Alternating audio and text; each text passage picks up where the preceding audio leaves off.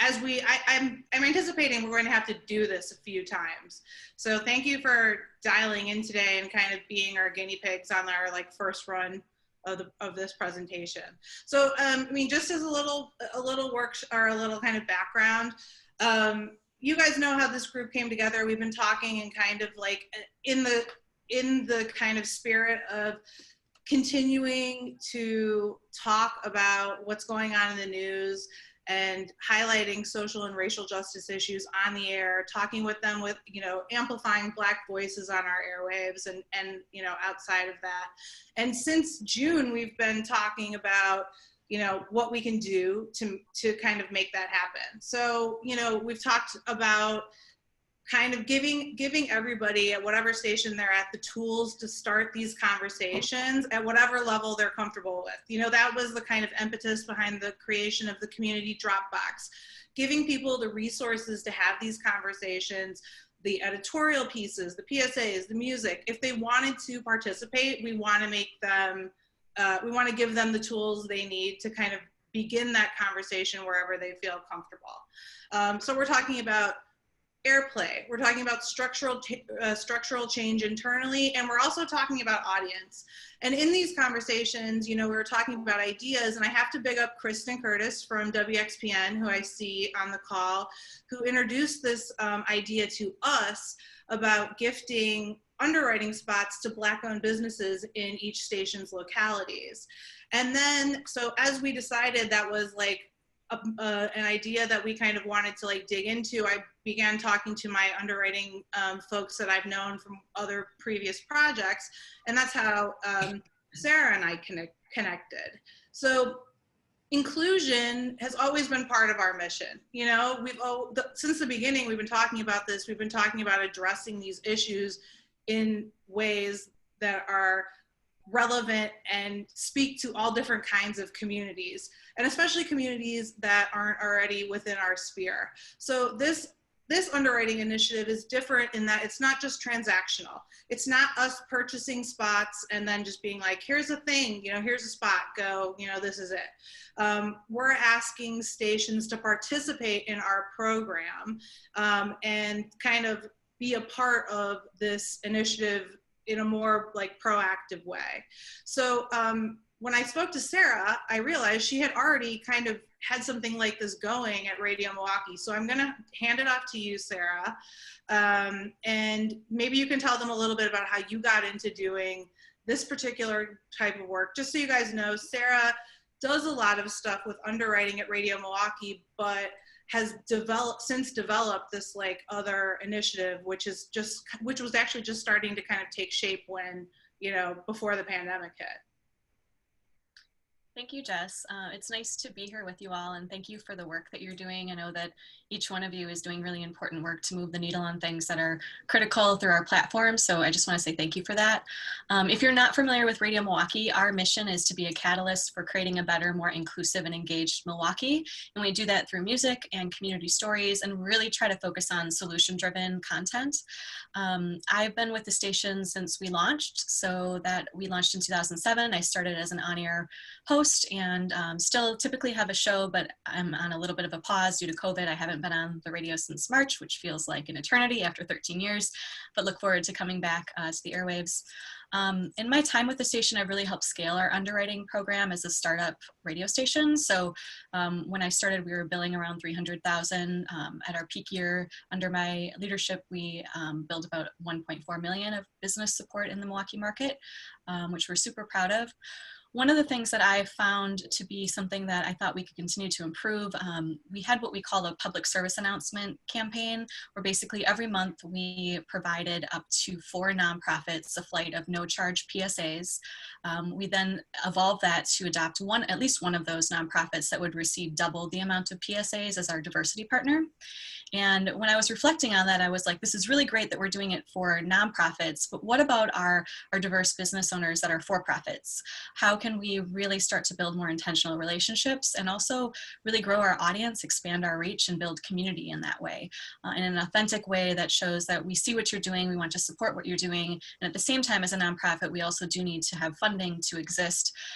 So our first funder that really took a chance on wanting to sort of pilot this prospective program, which I think we all can agree it's the right thing to do to really start to build more diversity and be very intentional around it.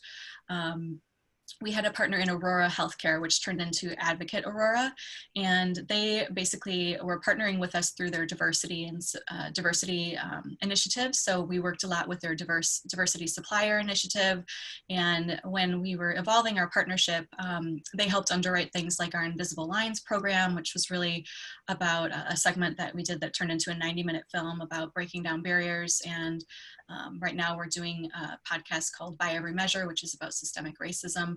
But Aurora was kind enough to basically see this vision that we had. So I approached them with the concept of, would you be willing to underwrite a program if we develop what we call the Diverse Business Initiative, where basically we will proactively reach out to community members that are of diverse backgrounds and build relationships with them, offer a consultative approach to it, and gift them an entry-level start of underwriting messages as we continue to seek more funding and build with their business. Like as they grow, we want to be a resource for them from a marketing lens as well and help them reach a highly engaged audience.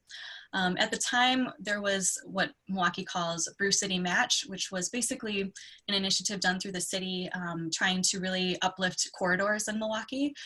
So there was select corridors and then an application process where business owners could basically apply to have a space put within that corridor and build a business from that space.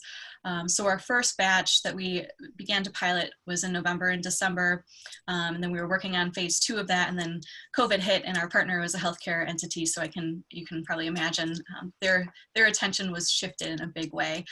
But we adopted to start 2 business owners that were a part of those corridors, one of which was called Elevated Massage and Healing Arts. The lens we sort of put through how we selected the businesses, and I know Jess will kind of work with the group to firm up how FairPlay will do this moving forward, but we use the lens of businesses helping people live well and amplifying what they're doing. So when I had my first meeting with Latasha, who is the business owner of Elevated Massage and Healing Arts, it was really amazing to hear her story about how did she get started, what's her passion, and she told me some intimate things about her, her upbringing as a person, starting her business, why she's doing what she's doing.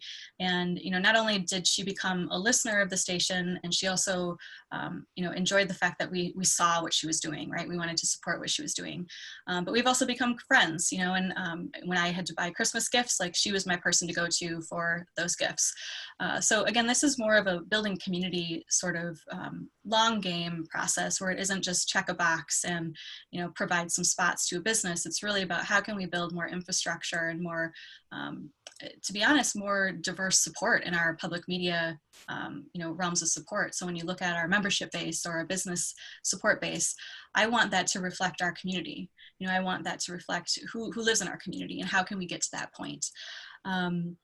So it was really a beautiful experience to just kind of test this perspective idea. And, I think that if we all can team up to really look at how can we do something like this on a larger scale and with intention and authenticity and partnership in mind, and how will that continue to develop, the businesses that are in our communities that are continuing to look for new audiences to support them, especially through COVID.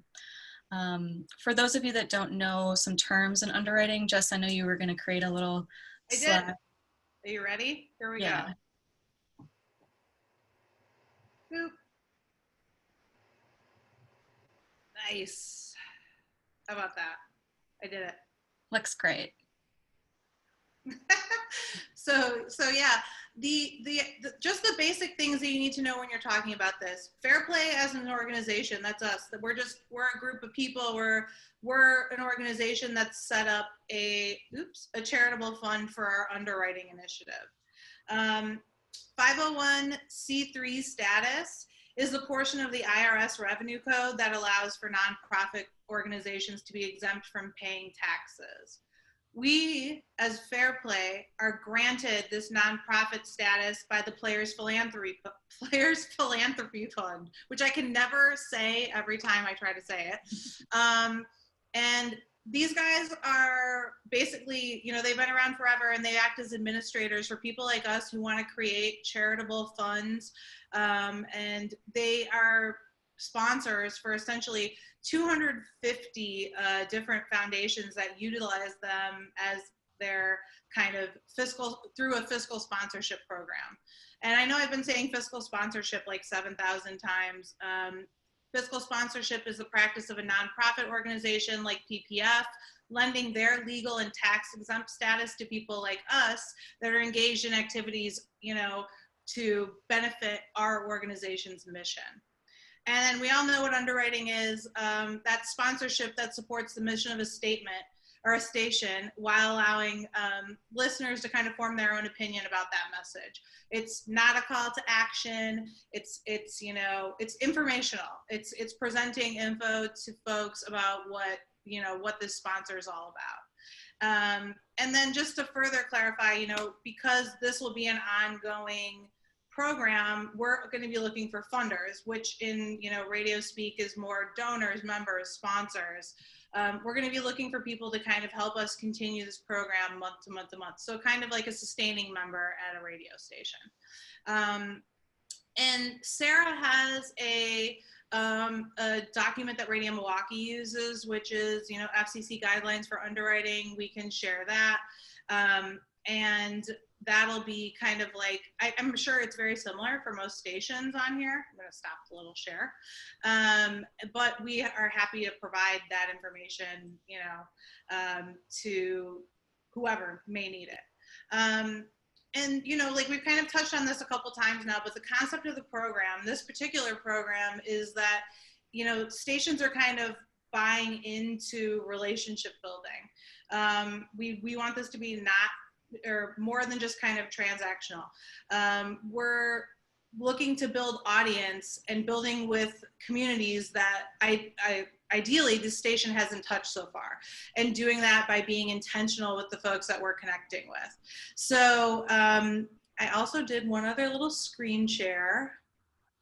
Let me do it again. So we can talk through the process. Boom. So FairPlay, us, will purchase the underwriting spots that we're gifting to these businesses. This way, you know, we're not asking stations to just like donate all their stock to us. We wanted to create a way that is, or like a process that's supporting the station and also supporting the business. As I mentioned, we'll be looking for sustaining donors to kind of keep the program going. So we'll be constantly having conversations with people about, like, you know, ideally, like after we have kind of like our first run of folks completed, to kind of continue and build on our initial list of stations and grow that.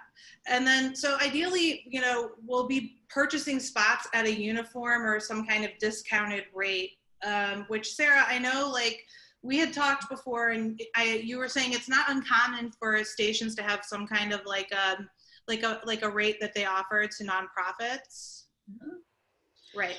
So oh yeah, please go on.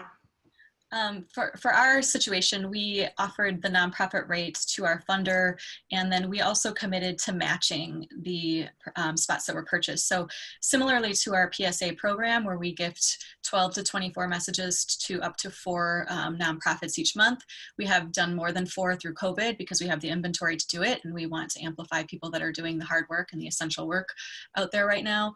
But I think, you know, that's when we are getting to the point of adopting markets. Like, I think what I would love to to see is stations that are willing to take this on and make it a part of their fabric, right? So like we could create a landing page that would say, this is our diverse business initiative. We could have partner spotlights about each of the business's story, because let's be honest, a 15-second spot, in some cases it's a 30, depending on which market you're in.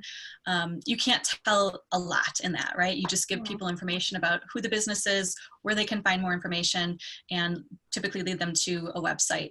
I would love to see us be able to continue to build upon that and actually get to know the stories of these business owners as well. And I'm sure the content side of the world would be able to have, you know, good ideas for that as well.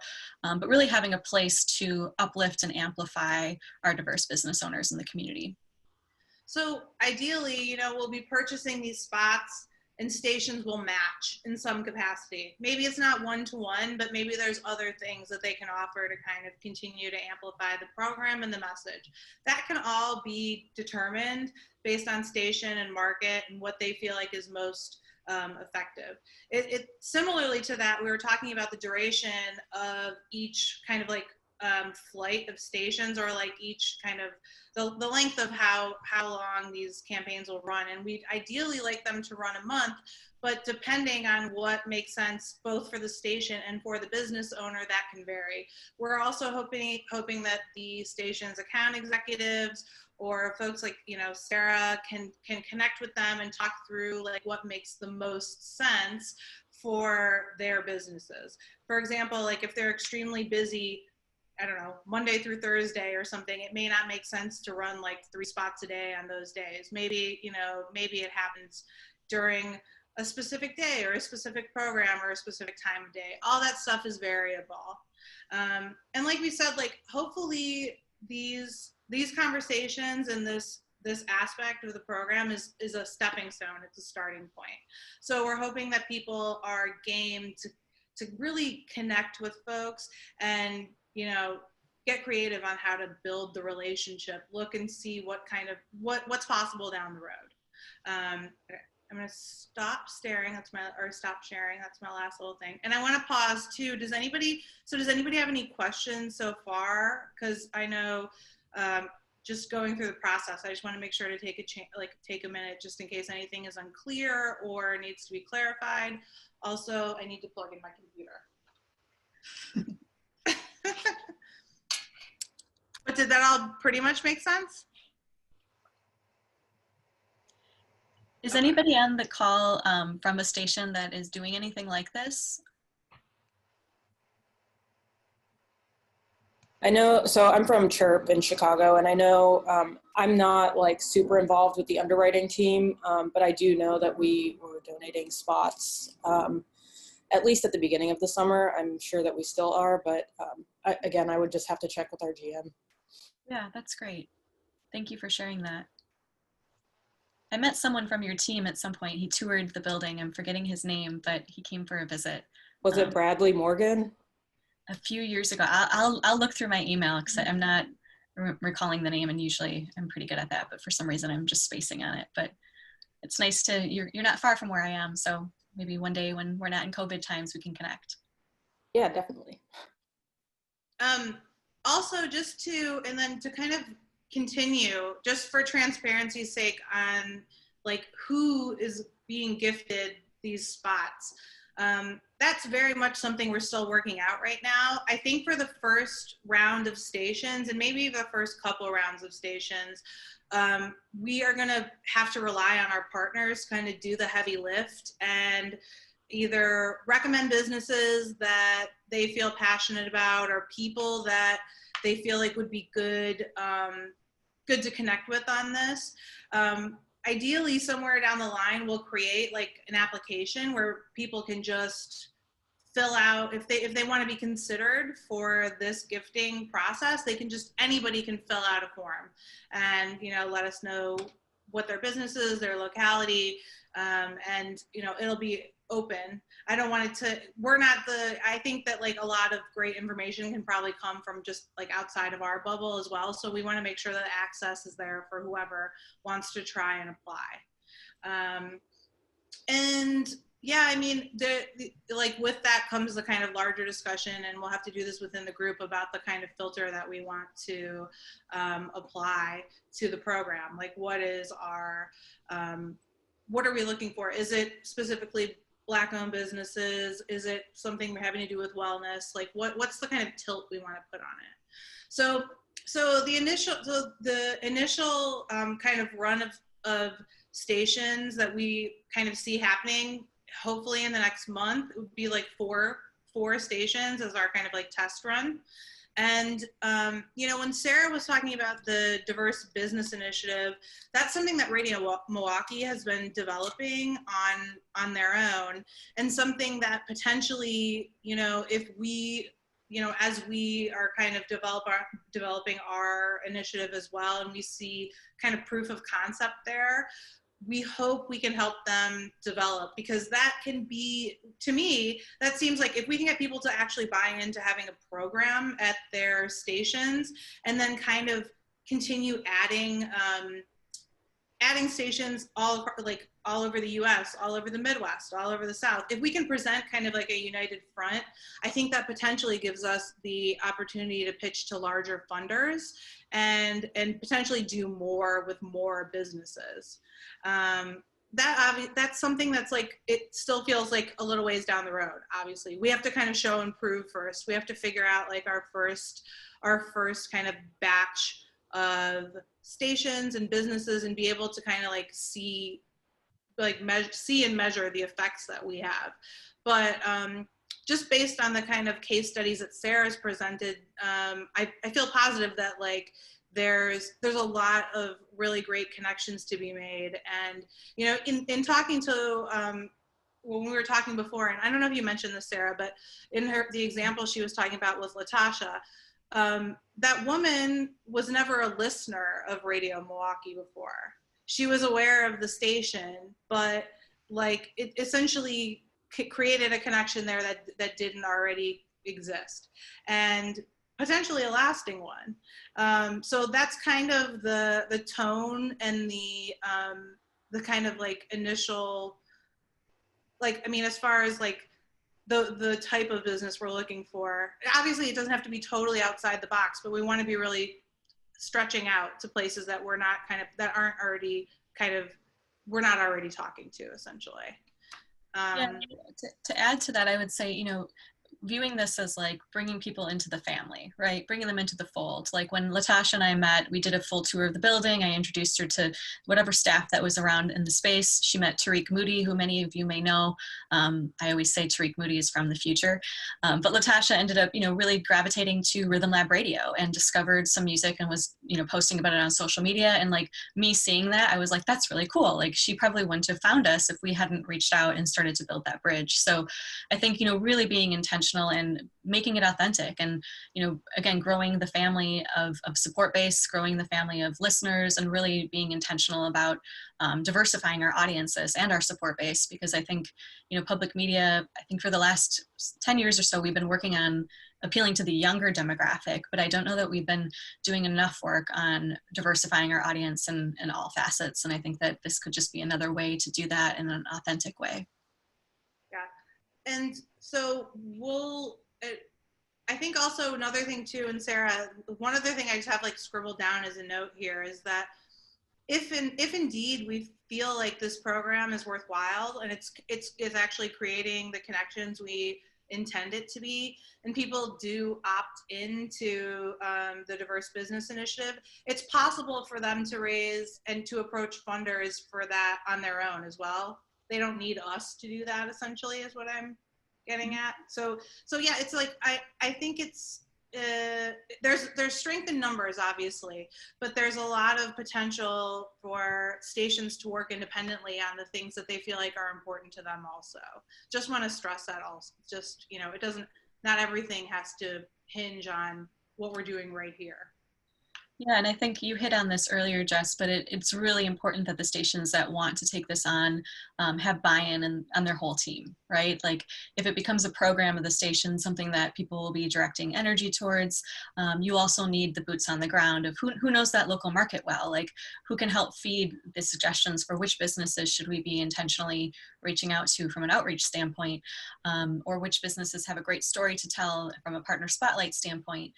So it really does take partnership, and you could kind of view it as like almost like to your point, Jess, it doesn't have to all come through FairPlay. It could be viewed as, you make this a program of the station. FairPlay just happens to be one of the funders to help underwrite the spots on the air. But I think it just requires us to, challenge stations to make a commitment, and to make a commitment to diversifying our business support base and our support base in general, along with our audience, because all of those things go hand in hand. We did have somebody, Kelly, put a note in the chat that mentioned that CJLO has been gifting spots to Black-owned businesses in Montreal. I would love to hear from you, Kelly, if you want to talk a little bit about what you guys have been doing. Hi, super cool. I hope you guys don't mind that I leave my video off. We are in Montreal, so yeah, in Canada, I guess it's a little bit different, some things, but we definitely have been taking initiative on our own. We are a nonprofit community college radio station in Montreal, and of course, we are trying to support our local community, and so we have started off by contacting Black-owned businesses. We were starting with like restaurants and things like this, independent restaurants, and letting them know that we have this available to them. And it kind of grew from there. I'm the world music director. I'm not working with promo directly, but I know that we have been doing that. And they're actually doing a lot more. I wish they were here to be able to share it with you, but I'm gonna share the recording with our promo person if you guys don't mind, but maybe they could also contact you. That would be great. Yeah. We would love to hear more about what you guys are doing and how you're finding success, and how we can be all kind of putting our heads together to make this program the best it can be, and develop it in a way that's meaningful. Thank you. Yeah, thanks for the work you're doing. Thank you. So we've kind of put together like a short pitch on what we're doing. It's being refined. I can share that. What other questions do you guys have right now?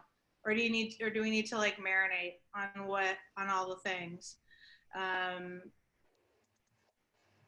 All good either way. I'm anticipating we're gonna have to we'll probably end up doing a few of these conversations as we continue to build. But what else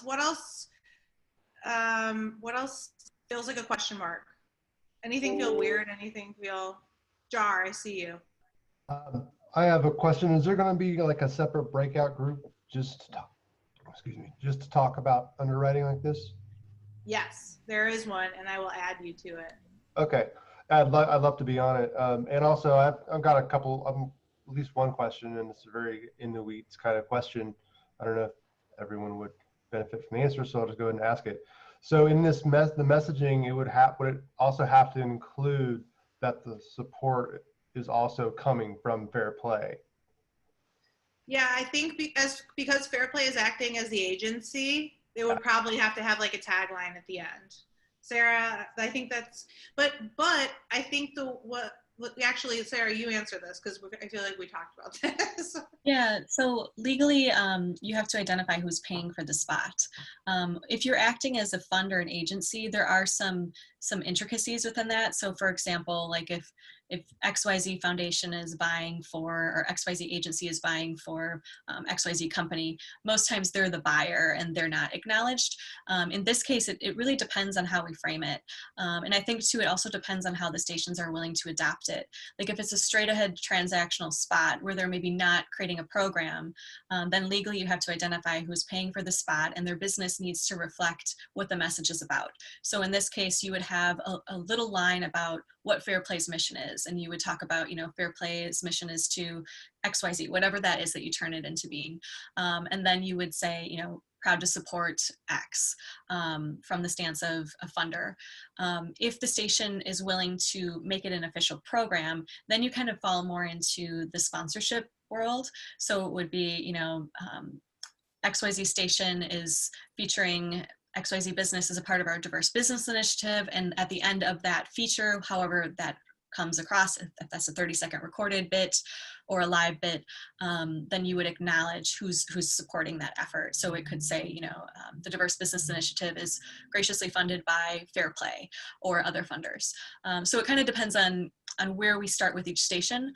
I would personally love to see stations be willing to make a larger commitment to making it a program, so we can really track, like, what does success look like? What kind of things can we measure? And how can we really intentionally move the needle on supporting our diverse business partners, especially now in COVID, because many businesses are struggling. And I think as public media, like we have an obligation to serve the public. And, you know, if we have a platform to do that, doing it in a creative way that's going to uplift individuals and hopefully, you know, build their business up, build wealth, and have that, you know, ripple effect into other areas that need to be continuously challenged from the systemic, you know, standpoint. Thank you very much. Also, in regard to local resources, it may be helpful for others, but we have a diversity center at our local university at IU, and that would probably be my first resource to go to find a list of Black-owned businesses. So my next move is to ask them to be a part of this partnership. And to try to move things forward that way. Yeah, that's a great idea. And the other, you know, potential resource, depending on your community, is sometimes there are, you know, African American chambers and other entities that are really focused around enterprise and business development. So that's a great idea, and I think that they would be a great partner to bring into the fold. So cool. Any other questions before we wrap? We're getting close to 3. I don't want to keep you guys too long, but thank you for popping in and letting us run through this for the first time. Hopefully it was informative and it wasn't totally overwhelming. And as we kind of refine the process and, you know, as this moves forward, I'll keep you guys updated. But we'll be creating kind of like we're going to create a one sheet for the group itself. We'll be creating a one sheet for this specific initiative, and we're definitely going to be looking at stations to consider. So if you know people that, or if you have a station you want us to like look into, if you have an underwriting person you want us to talk to, Jar, I don't know if that's you or if there's someone over there, but like right now we're in the kind of like squirreling information away, like rates, what PSA rates are, who we should be talking to when we're trying to initiate these. And we'll let everybody know kind of what the first 4 stations, like our test run stations, will be probably in the next couple weeks. So for now, think about people we can ask that you may be interested in, that may be interested in helping us fund this initiative. And also think about stations that you think would be benefit or be open to participating. So, you know, marinate on all that information. Thanks for listening. Trevor? Yeah, I got a really quick question. I was just thinking about underwriting just because my station really didn't do it that much as a college station. And should we be looking more into like community, AAA, all that kind of stuff? Or do college stations have like a part in this? Just because I feel like, you know, they're kind of tied to an institution in the university, and their budgets aren't really, you know, they're pretty variable. So what do you think in terms of college stations and being in the mix? I can speak to, you know, Yolanda and I have done a lot of underwriting campaigns for festivals and other kinds of stuff, and we've actually had a lot of luck engaging college stations. There are plenty out there that have this infrastructure in place, but I mean, I would say probably for as many that do, there are those that don't. So I would just be thinking about people that, you know, stations that are great, stations that are dialed in, that are going to be passionate about the issue and like, you know, that you think would be like kind of a good addition to the roster, and ask. It can't hurt to ask. I think it would be great to get some college stations involved, honestly. For sure. Let's run the gamut for sure. And yeah. I would agree, Trevor. I think it would be awesome to get the college stations more involved. And this could even just potentially help set the tone for that station to learn more about underwriting in general.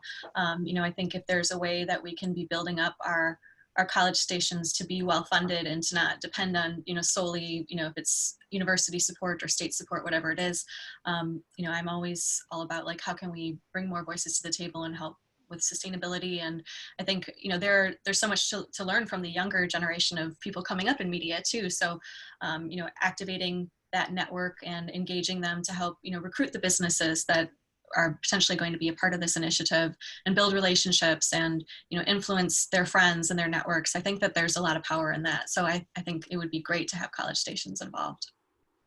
I agree.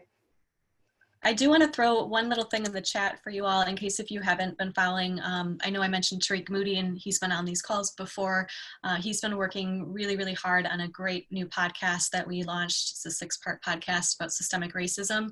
So I threw that link in the chat, but I encourage you to check it out. And again, like a part of our mission is really to bring people together through music and stories. And I know that many of you are working in similar realms. So I think the more we can join forces and align and really try to break down barriers and challenge things that we need to challenge for more productive, you know, productiveness and more equity in our world, the better we'll be together.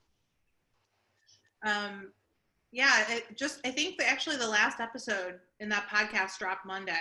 So it's like, that episode she's talking about Tariq did is a 6-parter, but it's out there now.